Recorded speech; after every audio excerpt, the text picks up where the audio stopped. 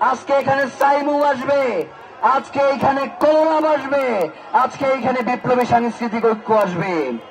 আমরা চাই কোন দল, কোন মত, সকল কিছুর ঊর্ধ্বে গিয়ে এই জনতাকে আপনাদের প্রাধান্য দিতে হবে।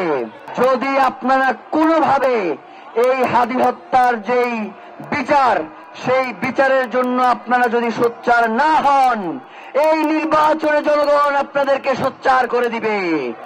কিন্তু সেই পর্যন্ত আমরা চাই না যে আপনারা অতদূর পর্যন্ত পৌঁছে যান। আমরা চাই বাংলাদেশের স্বাধীনতা সার্বভৌমত্ব টিকিয়ে রাখার জন্য, ইনসাফের লড়াই করবার জন্য আওয়ামী লীগের বিরুদ্ধে সকল রাজনৈতিক দল মতের একতাবদ্ধ হওয়া প্রয়োজন। কিন্তু শহীদ ওসমান হাদিকে কোনোভাবেই কোনো দলের করা যাবে না, তার আদর্শকে কোনো দলের উপর চাপিয়ে দেওয়া যাবে না।